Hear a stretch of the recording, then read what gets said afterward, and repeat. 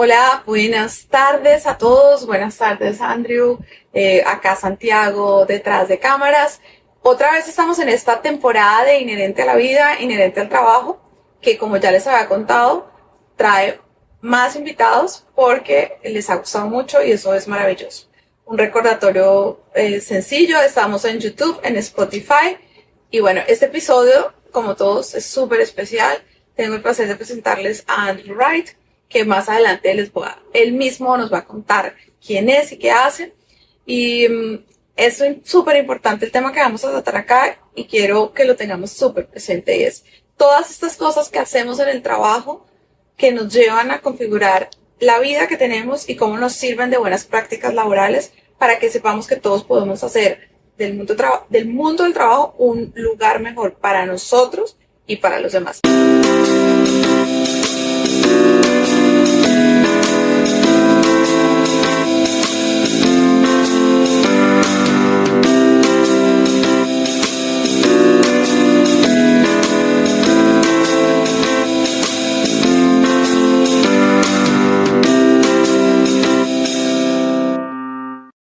Andrew, bienvenido. Qué gusto estar acá contigo. Como te decía, esta es una conversación súper relajada.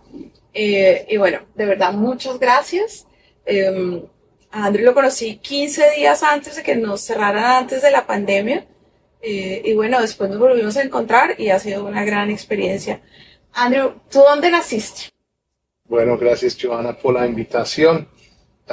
Yo nací en Inglaterra, en un pueblito que se llama Hexham, al noreste de Inglaterra, cerca de Newcastle, que algunos conocen aquí por el fútbol y algunos temas industriales, pero vengo de Newcastle, pero ya llevo desde el año 2000, va y viene en Colombia y América Latina, entonces aquí amañado, como se dice. No, pues ya más que amañado, más colombiano. Además, siempre te he dicho que tienes un uso de las palabras colombianas perfecta, la jerga la domina a la perfección. Y te preguntaba hace un rato que eso es algo que va a salir porque Andrew es el director país de un proyecto bellísimo de la Fundación World Bicycle Relief, que vamos a hablar ahora de eso, pero quisiera como preguntarte por qué llegaste a Colombia. Bueno, realmente yo, yendo un poquito más atrás, estudié una carrera en un momento que en teoría el sueño europeo estaba en auge, muy diferente quizás a los retos de la comunidad europea hoy en día, pero saliendo de mi bachillerato en Inglaterra, practicaba francés, estudiaba francés y quería estudiar negocios, administración de empresas. Y un profesor me dijo, mira, hay esta cosa que se llama la comunidad europea. Las empresas están buscando gente que hablan más idiomas que solo el inglés. Y él me aconsejó una carrera combinada y auspiciada por la comunidad europea, un programa que se llama Erasmus, que son becarios hoy en día muy grande en Europa. Y estudié 2 años en Londres, 2 años en Francia. Y en esta experiencia, en mi salón, fuéramos un cuarto alemanes, cuarto franceses, cuarto españoles y el resto ingleses. Okay. Y eso hizo despertar en mí como este mundo que es más allá de nuestra cultura, nuestras fronteras y, digamos, vivir como la vida social, el trabajo en equipo, los proyectos con diferentes nacionalidades. Me pareció increíble como experiencia, retador. Y graduándome, ingresé en un banco británico muy conocido, Lloyds Bank. Uh-huh. Y en este banco me aburrí un poquito de estar en Inglaterra solo con ingleses, hablando inglés, sin oportunidades de viajar. Creo que eso me despertó mucho en mí el interés multicultural de trabajo, de viajar. ¿De qué año estamos hablando, Andrew? Bueno, sin revelar la edad, por supuesto. Yo estudié de 1991 a 1995. ¿Y en ese momento sabías algo de Latinoamérica? Nada, y menos de Colombia. Nada. O sea, okay. Y uno de los módulos fue negocios internacionales, todo el tema de comercio exterior. Y el profesor era un hombre previamente de negocios que hablaba 9 idiomas, Claro. que tenía como una sensibilidad cultural impresionante.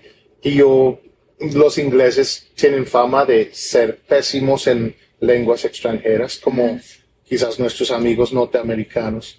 Y eso me despertó un interés, una fascinación, me costó mucho. ¿Cómo se llamaba ese profesor? ¿No te acuerdas? Me acuerdo de algunos regaños de él, pero no me acuerdo Ok. del nombre. Pero te marcó finalmente. Sí, me marcó y ese como módulo y elementos de administración me llamaron más la atención que Ok. otras. Y sí, pues en este proceso de desarrollo en el banco estaba un poquito inquieto, muy contento con mi trabajo. Estaba trabajando en mercadeo. Ok. También trabajé en sucursales y siempre me gustó mucho el trato con personas.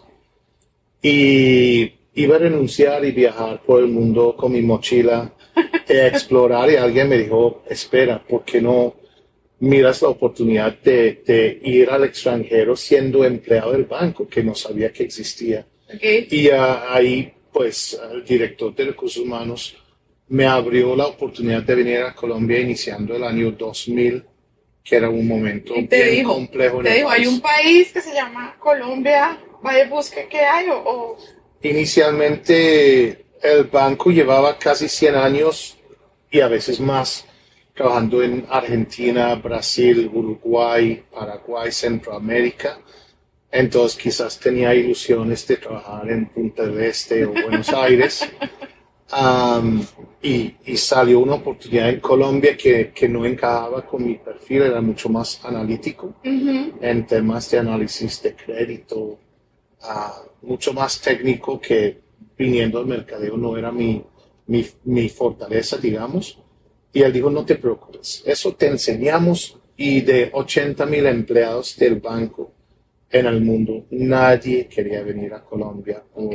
la situación Momento del difícil. país. Sí. Y llegaste, pero no, primero fuiste a Ecuador. No, primero Bogotá en Ok. el año 2000. Y estuve en este momento como, si me acuerdo bien, la presidencia de Andrés Pastrana, Ujú. la zona de distensión, Te tocó todo eso. mucha restricción en recorrer el país. Y creo que lo que me llamó mucho la atención de esta primera experiencia en Colombia, que era nuevo para mí, llegué con un susto muy grande. Impresionante. Y tu porque- familia tampoco Sí, estuvo muy feliz. sí, me una tía imagino. mía que había venido en crucero a Cartagena dijo a mi mamá que no podía venir, que era una locura. Pero estando aquí, pues la calidez de la gente, pero en un momento cuando venían pocos extranjeros a vivir o turistear en Colombia, pues abrían las puertas y los brazos bien abiertos, muy queridos, y como experiencia profesional, tanto alto y bajo y tanta incertidumbre, eran momentos de septiembre 11 en Estados Unidos, el mundo cambió.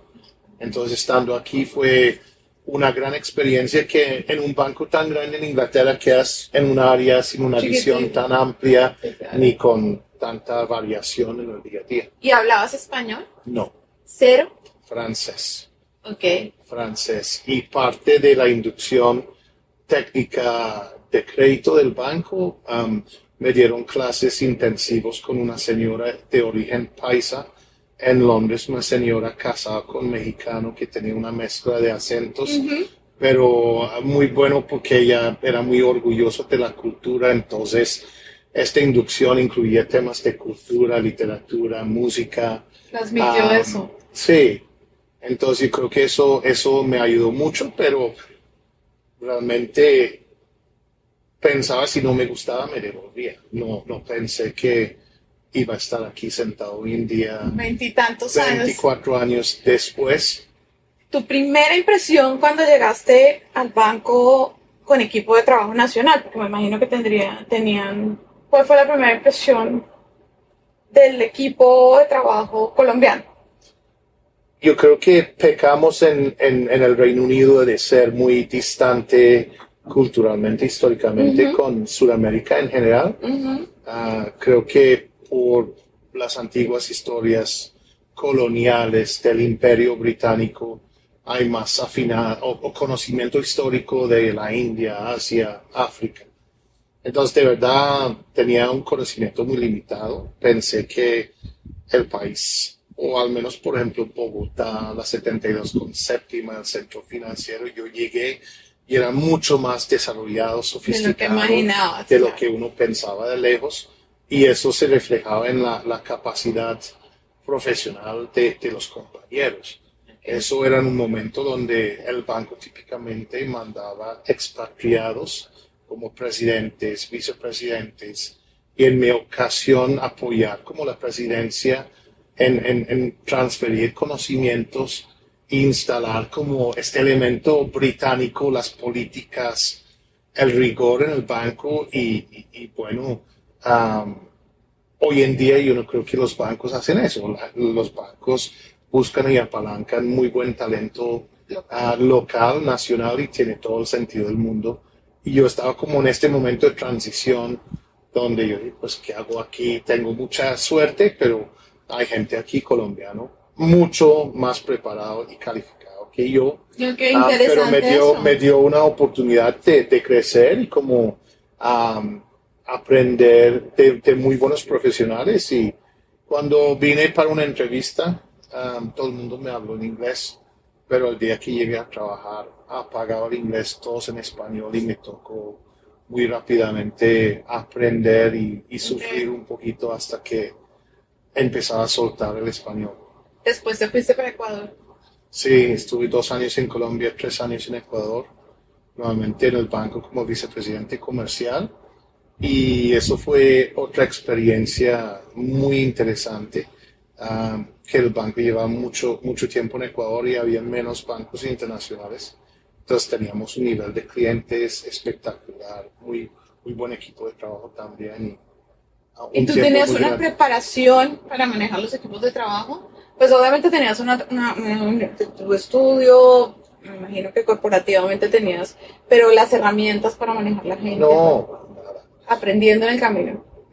Cuando llegué a Colombia no tenía, quizás tenía una persona a mi cargo, una persona muy administrativa, pero ya en Ecuador era un banco grande con presencia a nivel nacional y yo estaba en junta directiva manejando un equipo comercial grande, y yo era entre los más jóvenes del equipo. Uh-huh. Entonces fue muy orgánico como el crecimiento. Yo ingresé en la parte internacional del banco cuando ya estaba quizás muy maduro y la mayoría de los jefes se están retirando, entonces me abrieron muchas puertas muy rápidas, pero sí, yo creo que me faltó preparación y experiencia, pero yo creo que a veces en un mundo conservado como la banca, es chévere que alguien venga con ideas nuevas y una dinámica nueva, ¿cierto? ¿Del banco volviste a Colombia? ¿Con el banco? No. No, yo cumplía 10 años con el banco y realmente no me veía toda mi carrera siendo banquero. Y también sentí que más allá de 10 años en una institución, quizás uno se vuelve institucionalizado. Okay. El banco estaba saliendo de mercados emergentes. Más o menos en ese entonces vendieron las operaciones en Colombia, en Argentina, Brasil. Entonces claramente había menos camino para crecer. Entonces tomé un año sabático para hacer un MBA tiempo completo. Okay. Volví a Inglaterra, cerca de mis raíces, una universidad muy conocida que se llama Durham. Uh-huh. Hay un Durham en Carolina del Norte, también. Pero ese es Durham en Inglaterra. Y eso fue reconectarme con mi cultura, estar cerca a los amigos de infancia, a la familia, pero siempre con la proyección de volver a salir. Yo quería una experiencia en Asia, y la maestría ofrecía una oportunidad de estudiar un semestre en Shanghai. Uh-huh. Uno tenía que tener un desempeño en la maestría alto, me dediqué y justo había un cambio en el calendario y los acuerdos entre las universidades y no se dio. Ya. Entonces quedé un poquito decepcionado con eso, pero bien o mal me quería como especializar en mercados emergentes. Estudié un electivo en como temas multiculturales y globalización de empresas. Hice mi tesis enfocada en internacionalización de empresas. Okay. Apoyé una empresa británica en estudiar y expandir hacia España, Francia y Alemania. Entonces eso era mi tema y las cosas no se dieron. Y me quedé trabajando quizás unos 3 años con esta empresa en el Reino Unido, pero nuevamente Pero conectado también como con otros países, otras culturas, sí. Okay. Porque aquí hacemos un salto y lo hablábamos hace un rato, ¿la filantropía te llegó desde ese momento o cuando ya volviste de nuevo a Colombia? Más bien después de volver a Colombia. Yo creo que cuando estuve en Ecuador lideré unas iniciativas, uno puede decir, de responsabilidad social empresarial, que era un tema no tan común como hoy en día y me marcó mucho. Con poquitos recursos y tiempo, el impacto que uno puede tener en la vida de la gente menos afortunada. Y yo creo que viniendo de un país, uno puede decir, desarrollado, ver esas brechas sociales, económicas. Impactan mucho más. Cuando mi familia venían, en Inglaterra uno ve mucha gente mendigando en la calle. Y aquí no se veía tanto en Bogotá. Mi mamá decía, pues, ¿cómo así?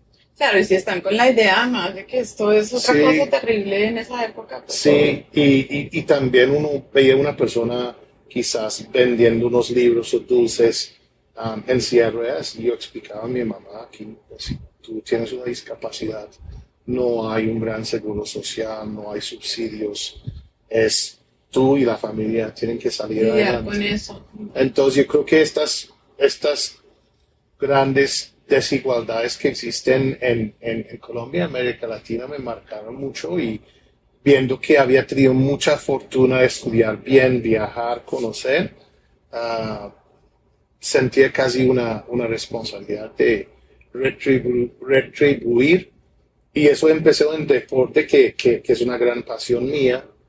Y eso quizás empezó el camino profesional hacia filantropía, donde yo empecé a trabajar mucho en un deporte que se llama rugby, que no es tan común aquí en Colombia, y empecé a trabajar como técnico apoyando, como era un deporte naciente, compartir mi experiencia con universitarios y clubes, y empecé a trabajar con niños, y eso me llevó a varios complejos y regiones del país, y eso me marcó mucho. Yo sentí un gran llamado a marcar una diferencia en algunos de las vidas de estos jóvenes.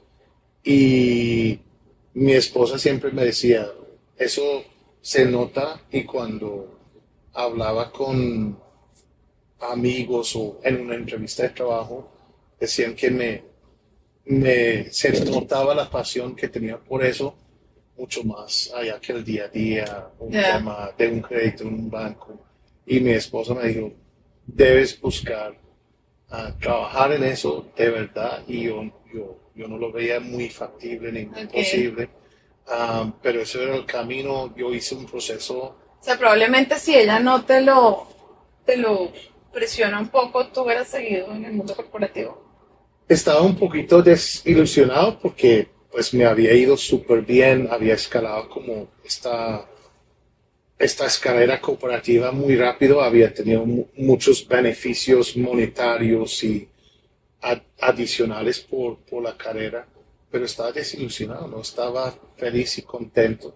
Hice como de forma voluntaria casi un proceso de outsourcing donde con una empresa hicimos un análisis de mí, de lo que me gusta, no me gusta, para orientarme, y eso era algo confirmó muy lo obvio. evidente. confirmó lo evidente, pero con una estructura que dice, pues lo tuyo es negocios, pero con sentido y con impacto. Y eso me ayudó a como afianzar como el proceso de búsqueda y esta parte. Sí. Y arrancaste ya, digamos, con esa búsqueda, con esa idea, o ya, ¿qué hiciste ahí? Sí, y creo que hay muchas coincidencias en la vida. Mi esposa que estaba siendo bastante insistente con el tema. Yo estaba trabajando en una gran firma de abogados que tú conoces, un poquito frustrado con el día a día. Y ella vio algo en esta red que se llama Wikimujeres.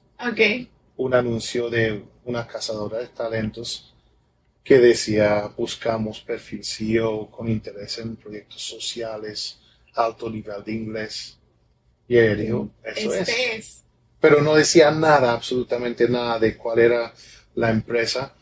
Y mandé una hoja de vida así y dentro de 48 horas me llamaron, estaba en el proceso y me di cuenta de quién estaba atrás. Y digamos, yo había trabajado en transformar vidas con mi deporte, el rugby, ese es transformar vidas con bicicletas.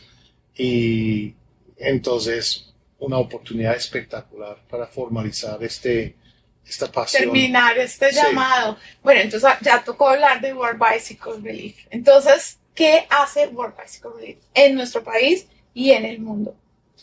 Bueno, él nació de un gran grupo de componentes de bicicleta que se llama SRAM Corporation, que muchos ciclistas conocen. Uno de los fundadores de SRAM Corporation vio después de la emergencia del tsunami como todo el mundo estaba afectado y él siendo tan apasionado de la bicicleta quería apoyar a estas familias y niños afectados con bicicletas y en 2 años entregaron 25,000 bicicletas a familias afectadas y mucha gente usando la bici para retomar su negocio de barrio, a los niños para desplazarse al colegio y esta idea, este concepto ya ha crecido en estos 20 años y manejamos programas más allá que entregar bicicletas, trabajamos programas en zonas donde muchas veces las comunidades no tienen un buen transporte público ni vías y caminar es la única solución de movilidad que tienen.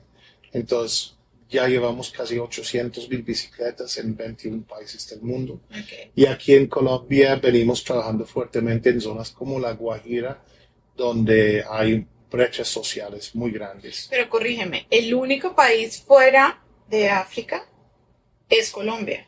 En este momento, donde beneficiamos comunidades. Sí tenemos oficinas en el Reino Unido, Suiza, Alemania, Australia, pues esos son países donde recaudamos donaciones y trabajamos con empresas grandes para financiar nuestros programas en estos países. Corrígeme, ¿es la bicicleta el instrumento y la excusa para propiciar, cerrar brechas, sobre todo en los niños y las niñas? Porque me gusta mucho el enfoque. Yo leía en una cantidad de países, digamos, de situaciones en África y que las vivimos en nuestro país, que a veces nos sorprende, cuesta trabajo decirlo, en donde el tema de ir a estudiar no es porque la gente no quiere ir a estudiar, o porque además de faltarle la comida, es que ir implica un riesgo adicional, o pues la ruta, y la bicicleta se vuelve como un canalizador de todo eso. Yo lo he entendido así, lo he aprendido con ustedes, y es como a través de que sea la excusa de poder generar un entorno lo suficientemente seguro para que ir a estudiar o trabajar no sea más de todo una carga adicional. Es un poco como es alrededor de eso generar una cultura de la bicicleta, porque hay veces somos como un poco, como que tiene que ver una bicicleta con, y pues claro, los componentes son todas estas partes, pero entonces quisiera como que me explicaras como para las personas que nos vean es por qué un país como nosotros, en diferentes zonas, La Guajira es una de ellas, pero podríamos replicarlo en muchas zonas, ¿por qué la bicicleta? O sea, ¿por qué como por qué se te vuelve ese canalizador cultural, creo yo, pero no sé si me estoy inventando algo. No, no, no. Yo creo que es aún más relevante en un país como Colombia que tiene una Okay, historia, una cultura ligada a la bicicleta.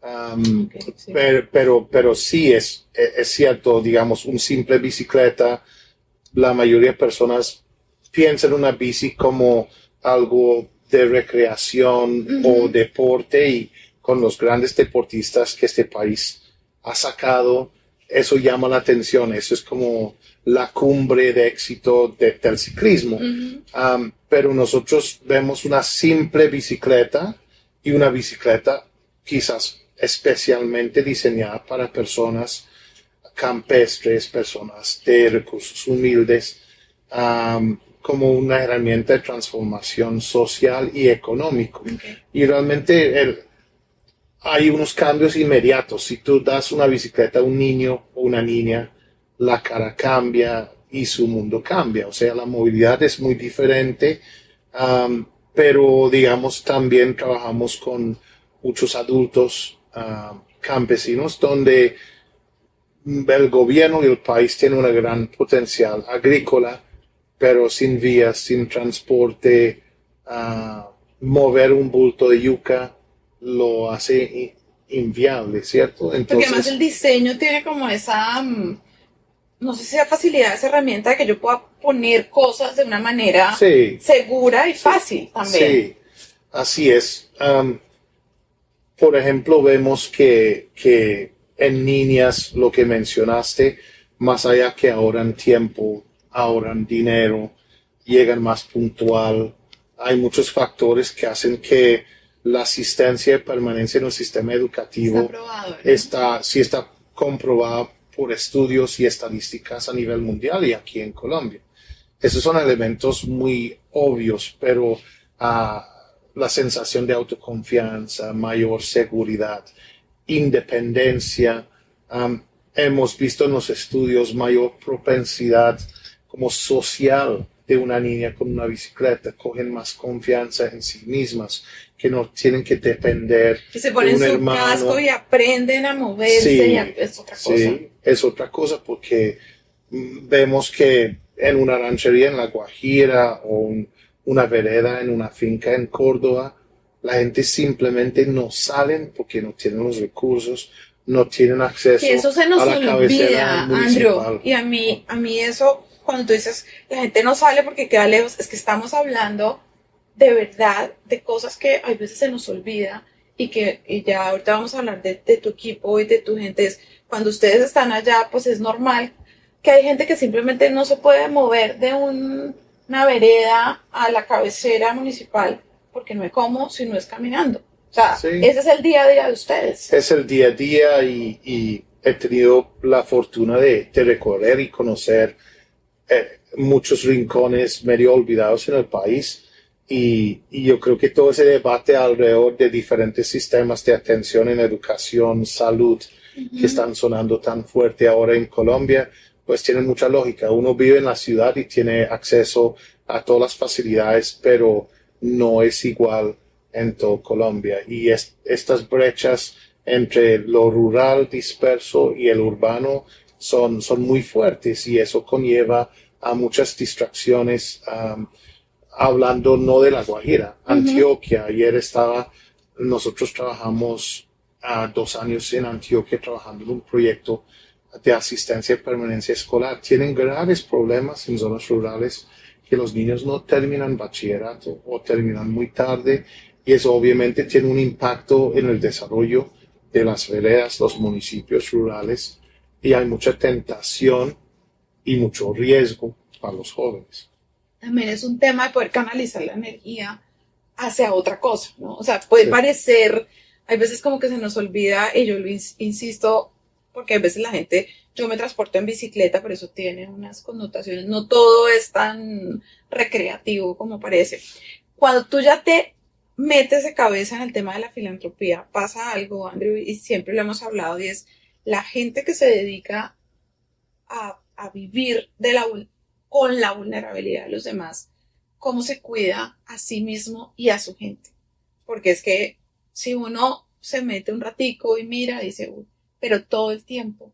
¿Cómo has hecho como para que esas habilidades en ti y en la gente se potencien, se sepan asumir? Porque creo que eso lo hemos hablado varias veces, ¿no? Ese bienestar asociado a los que están todo el tiempo ahí. ¿Cómo lo manejas tú, por ejemplo, para ti? Sí, yo creo que es un reto y quizás al inicio con los proyectos iniciales uno quiere resolver todos los problemas. Y yo creo que en el tiempo uno tiene que entender en el desarrollo brindar asistencialismo es más dañino que quizás uno piensa al inicio. Todo el mundo cuando ve la pobreza o la necesidad quiere hacer una vaca y resolver los problemas. Uh-huh. Y yo creo que eso también ahora en mi papel de padre, uno siempre quiere resolver los problemas y quitar el dolor a los hijos, pero si uno les resuelva todo, ¿qué pasa? Entonces yo creo que eso ha sido un aprendizaje para mí el equipo de entender nuestro papel, que es una pequeña parte, y obviamente trabajamos duro de tratar de aportar un granito de arena en estas comunidades, porque muchas veces no es solo el transporte que es un limitante, infraestructura, agua, salud, todos los retos que pueden existir, alimentación. Entonces, muchas veces nos piden cosas que están muy fuera de nuestro alcance y es duro. Entonces, yo creo que en la salud mental y el bienestar del equipo tratamos de equilibrar el tiempo y cuando estemos en casa que tengamos buena calidad de tiempo con la familia. Creo que manejamos cierta flexibilidad de más híbrido de trabajo en oficina y casa, Uh-huh. porque es duro estar lejos de la casa y en condiciones bastante duras. Entonces, yo siento personalmente que he invertido más tiempo últimamente en núcleo cercano de uno y temas que apasionan a uno. Es importante como recargar las baterías. Y ese pues porque además no se puede encargar el sufrimiento permanente, pero es difícil, ¿no? Me imagino que, Sí, o sea, ser un sitio, estar allá, saber que no se puede solo, pues como cualquier trabajo. Yo creo que todos tendemos como a llevarnos cosas del trabajo para la casa y no lo terminamos, pero el trabajo, además eso ya está en, digamos, desde el punto de vista de bienestar emocional, está comprobado que la gente que se dedica a esos trabajos está también en un agotamiento emocional mucho más predispuesto a eso. En ese escenario, cuando están en las comunidades, Andrew, y cuando ese temor de que de golpe lo que se está haciendo se eche para atrás porque no se conserve, porque cambien las condiciones, porque de pronto de todos, ¿no? Ya esto, ¿cómo lo manejan? ¿Cómo eso tiene una estrategia, el seguimiento? ¿Cuál es como la tasa de retorno, de devolverse a la situación previa? O... es un reto. Yo creo que una de las cosas que me ha gustado mucho de nuestra organización es una organización muy enfocada en experimentar y aprender. Yo creo que el desarrollo hoy en día, antes organizaciones grandes dicen, no, entregamos 10,000 kits escolares. Se miden, ¿Y sí, qué? sí, ¿Y sí. qué? Entonces, yo creo que culturalmente en la organización en Colombia, en muchas empresas, hay una línea muy directa de la estrategia, eso es lo que tenemos que hacer y cada uno conoce y hay un gran elemento de incertidumbre en lo que nosotros estamos haciendo. Claro, tenemos una estrategia, tenemos un modelo que viene de África y cuando lo aplica aquí, las cosas no necesariamente salen lo mismo. Entonces, yo creo que nosotros sí, antes de entregar las bicicletas, típicamente hay un trabajo de 3 o 4 meses con las comunidades para entender su necesidad, entender su realidad. capacitamos un comité de líderes comunitarios y docentes Ujú. y estudiantes para que sean ellos mismos que administran el programa. Okay. Y capacitamos un mecánico allá en la comunidad local. Y después de la entrega hacemos como un seguimiento mensual, semestral de indicadores claves. Por ejemplo, tenemos uno que después de 12 meses, Sigue. mínimo 85% de las bicicletas tienen que estar en plena operación. Okay. Entendemos que se pueden perder, dañar, Quedar guardadas, robar, archivadas. lo que sea, pero en eso es un trabajo muy importante y pasan imprevistos. Visitamos esta semana mi equipo en La Guajira, un colegio que tenían, no sé, 50 bicicletas guardadas en un salón dañadas. Ya.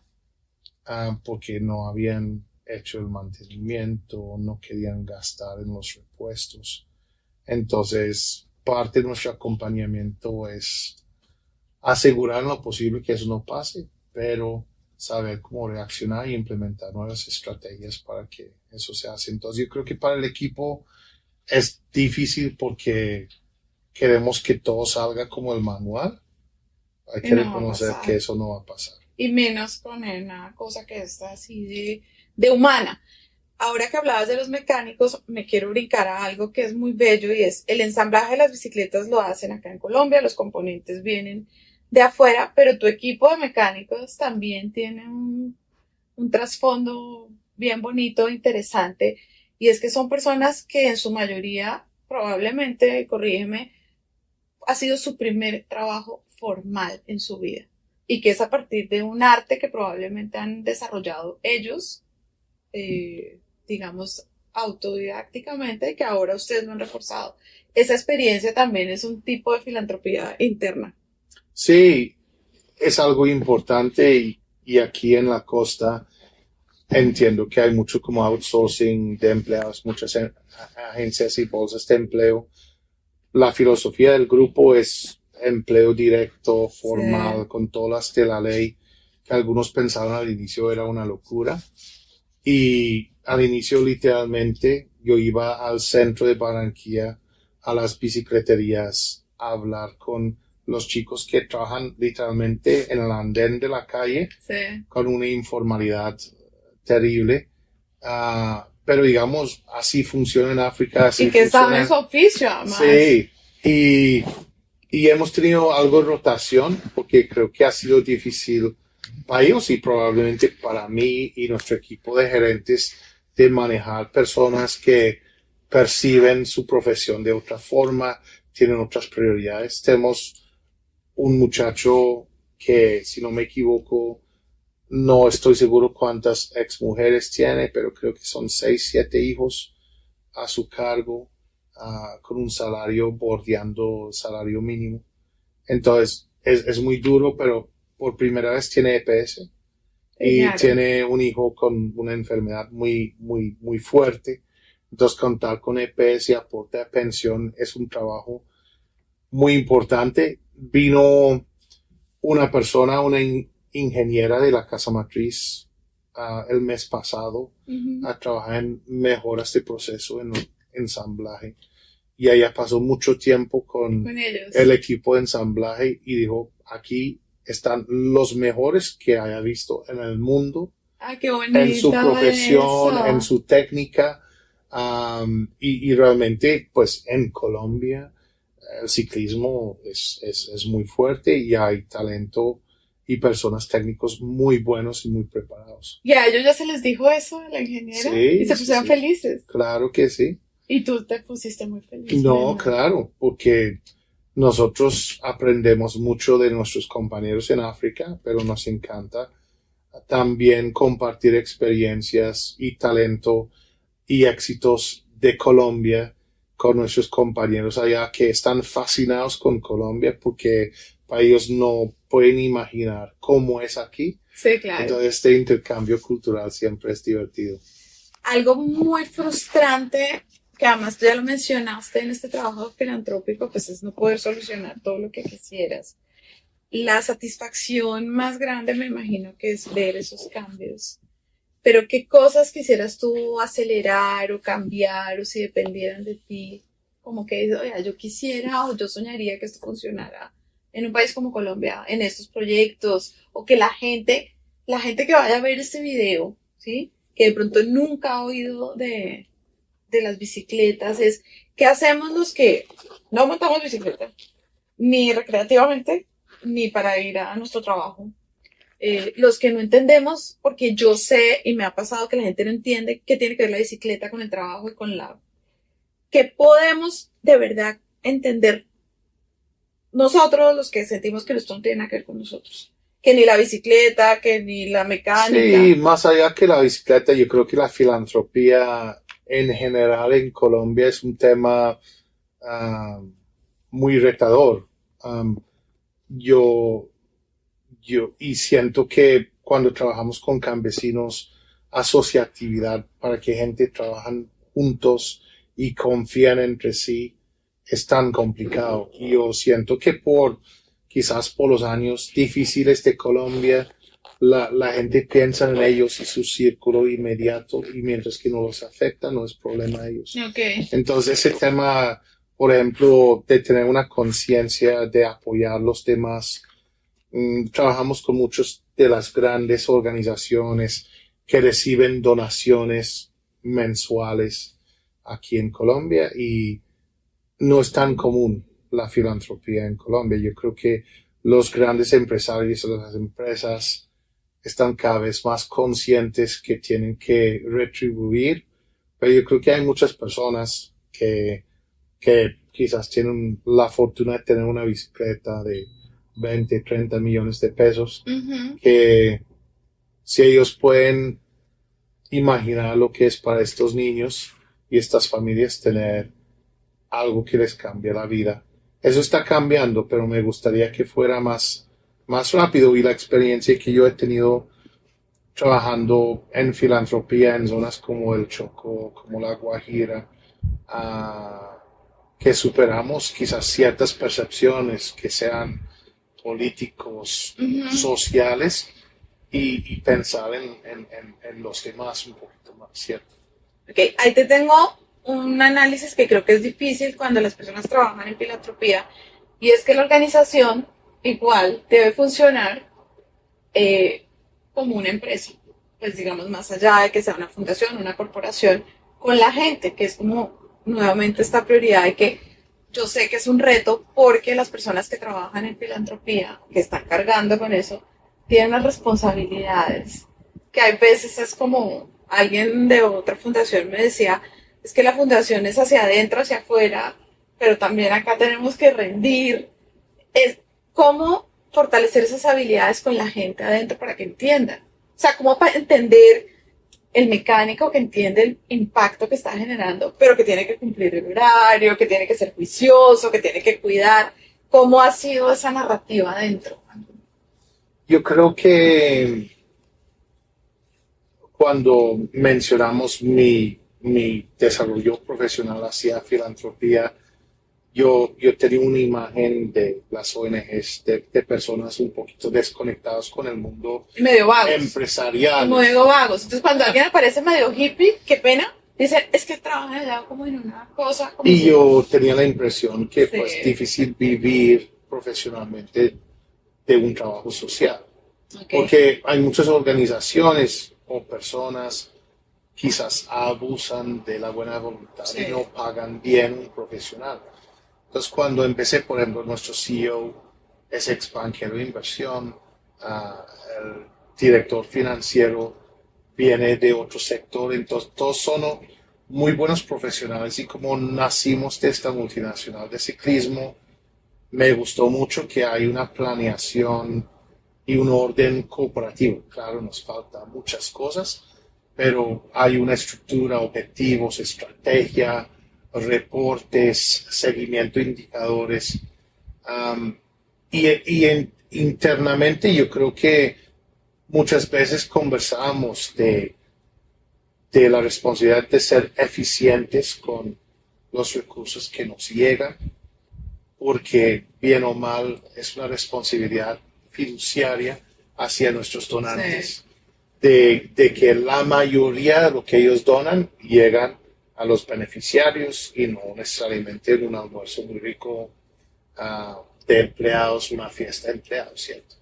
Pero es tener ese equilibrio de ser responsables, que todo lo estamos haciendo por parte de los donantes y todo el equipo de World Bicycle Leaf en el exterior, que es muy grande. Ellos trabajan el día a día para realmente llevar este beneficio al campo. Entonces, yo creo que en el equipo trabajamos mucho que haya conciencia en eso, pero también hay mucha claridad que tenemos metas y una responsabilidad para crecer la organización. Y World Bicycle Leaf tiene una estructura jurídica y tributaria muy especial en que si nosotros logramos un acuerdo con el gobierno, un departamento, todas las utilidades de este acuerdo, este convenio, van hacia la fundación y podemos llevar más beneficio. Entonces es realmente lo que llamamos un emprendimiento social, o es casi una empresa B sin ánimo de lucro. Todo lo que hacemos es para sumar. Entonces yo creo que ahí siempre estamos enfatizando eso, esta responsabilidad. ¿Sí? No siempre es fácil. No, y además porque digamos que me llama la atención a lo que tú dices, y es como que el mundo corporativo empieza a apretar un poco. Y probablemente hay mucha gente que está en el mundo corporativo y dice, pues yo cómo voy a, tengo este llamado, quiero hacer esto, pero de pronto no puedo vivir de eso. Creo que también es como una invitación. Se puede, pero es duro. O sea, ¿contaste con suerte? O si hay alguien por allá, banquero, diciendo... Yo creo que por fortuna nacimos de una organización norteamericana que se preocupa mucho para su gente y busca tener gente muy buena en su campo. Entonces, ya trabajando con muchas otras ONGs y fundaciones en Colombia, me ha cambiado mucho la percepción. Hay personas muy preparadas. Y digamos, yo he hecho un pequeño posgrado en gestión de desarrollo sostenible, porque mi carrera antes era muy en administración, con un MBA, y cuando yo me siento con una organización de Naciones Unidas y empiezan a hablar de jerga de desarrollo puro y duro, sí, claro. pues yo quería estar a la par de mis compañeros y contribuir a este debate. Es como un denominador común y tú me lo dices, y es que veo en ti y lo veo pensando en como en esos tips, y es, tú te retas a aprender cosas que no sabes por mérito propio. De hecho, lo acabas de decir, yo esto no estudié nada de sostenibilidad y yo tenía que estar a la par de... ¿Se podría decir que ese es como un consejo un poco para la gente que quiera como cambiar de sector, como que quiera gestionar sus habilidades con la gente? Es incomodarse, ¿o no? Sí, yo creo que es muy importante, y creo que todos lo hemos visto, gente que en el día a día que no están contentos o realizados en su trabajo. Y esta voz de mi esposa o quien sea, pues si no te gusta, haz algo. Y ser proactivo y no quedar en su sitio. Es impresionante. Ya voy 5 años en la organización y hay tanto por hacer que siento que pues es muy interesante. Y yo creo que el liderazgo y el manejo de personas en esta organización, y yo creo que yo con estos raíces extranjeros aquí en Colombia es todo un reto diferente, porque uno viene con un bagaje bien o mal cultural y quizás viniendo de un sector bancario muy cuadricular, muy formal. Entonces eso es otra cosa que hace que es novedoso y me estoy teniendo que retar y salir un poquito de la zona de confort, sí, sin duda. En este del tema de trabajo de equipo, ¿qué es lo más difícil, Andrew? En todo esto que tú has visto en tu desarrollo profesional, ¿qué es lo más difícil de trabajar en equipo? La gente, Como me Porque, contestaron alguna vez, sí, ¿qué es lo mejor? La gente. Y lo más sí, difícil, la gente. sí. Aquí está el trabajo. Pero yo creo que yo he tenido una experiencia interesante y creo que a veces es este reto entre como mandar Ajá. y liderar y yo creo que el liderazgo ah, para mí siempre ha sido confiar, delegar y yo he sentido muchas veces, quizás es por mi experiencia más europea, de delegar y confiar que la gente busca un poquito más de claridad y un poquito más de Ok, direccionamiento. Entonces, no sé ok. si el estilo de manejo tradicional en Colombia, que está cambiando, Sí, es mucho más. Y lo sentí mismo en Ecuador. Si yo no decía exactamente cómo quería ok, algo, pues no lo hacían. O, ok. O entonces tú yo, podías pensar que era que no lo querían hacer y de golpe no te habían entendido. sí, sí, Eso pasa mucho, ¿no? sí. Entonces, esas comunicaciones efectivas es fácil de culpar a los demás, Sí. pero claramente uno no ha sido efectivo en comunicar lo que quiere, como lo quiere. A mí Ok. me gusta dejar un poquito abierto a una persona para que tengan el espacio de estructurar, estudiar, pero en algunos casos he visto que tampoco funciona. Ok. Te toca empujar un poquito. Sí, Ok. tener ciertos lineamientos y venimos en un proceso de revisión estratégica de la organización en que tuve la suerte de participar con compañeros del mundo entero y fue un proceso muy participativo que nuevamente yo creo que fue novedoso para muchos del equipo en Colombia porque normalmente vienen los lineamientos desde afuera o el Sí. presupuesto desde arriba y esta vez era construir desde los países y aportar. Entonces, yo creo que eso ha ayudado mucho a que la gente tome más responsabilidad También porque es de los resultados. trasladar que nos comprendan por fuera para saber qué Sí, necesito yo sí, acá.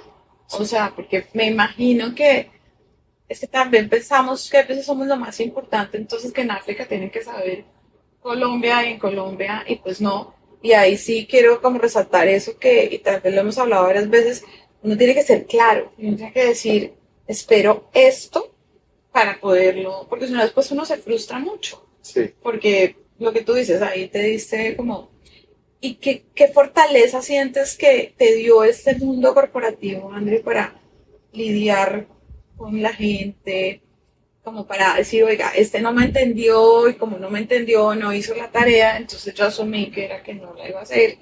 ¿Qué fortaleza sientes que te dio tu formación o tu personalidad? Como decir, mire, yo de esto no sabía, pero el haber sido así me ha generado cosas positivas y yo sugeriría que la gente las hiciera.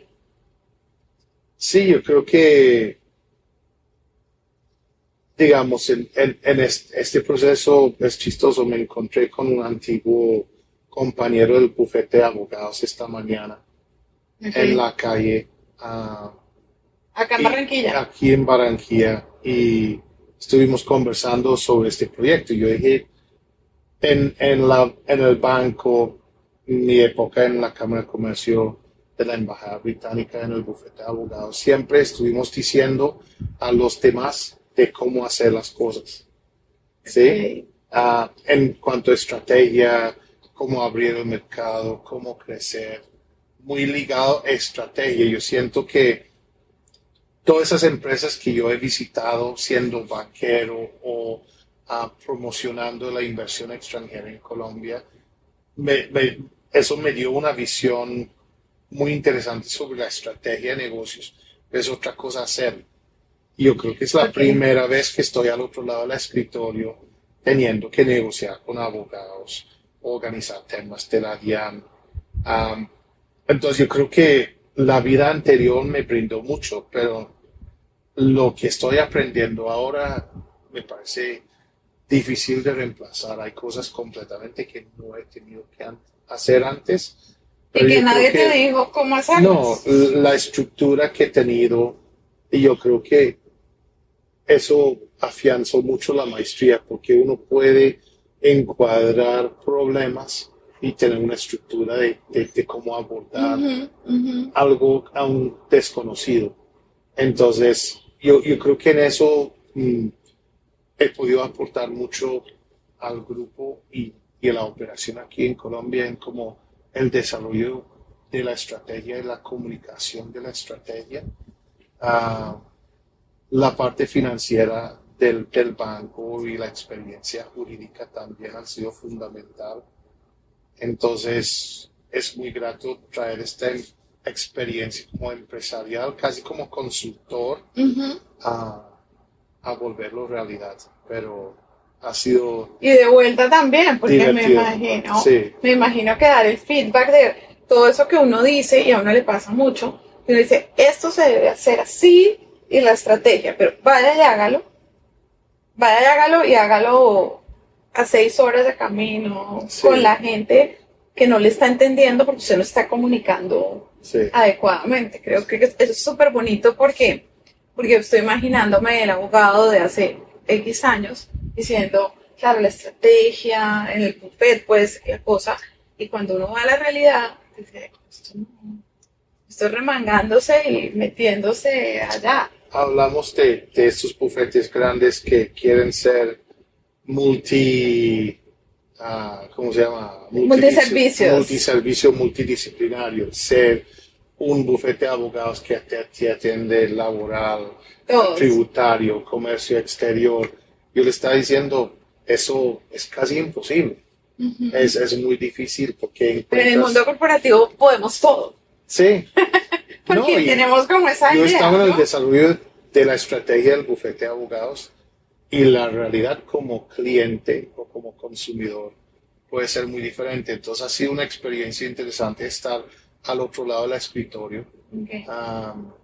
Y creo que he aportado esta experiencia al equipo. Tenemos un equipo con mucha experiencia en trabajo en campo que también me han dado Les muchos gusta, además de cosas, enseñanzas les a mí gusta también. estar allá. Sí, sí, entonces, digamos, he tenido la fortuna de sumar un buen equipo. Al inicio tuvimos algo de rotación con pandemia y el montaje de la operación, pero ya estamos mucho más unificados y este proceso estratégico ya la gente se siente, ellos están corriendo y mi papel ojalá ahora es mucho más de supervisar, acompañar, que estar yo haciendo muchas de las cosas que era al inicio tan importante. Okay.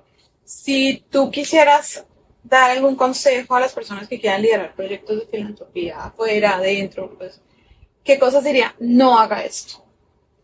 Que hubieras de pronto que te hubieran dicho, oiga, no haga esto y lo hiciste y bueno, ya aprendiste.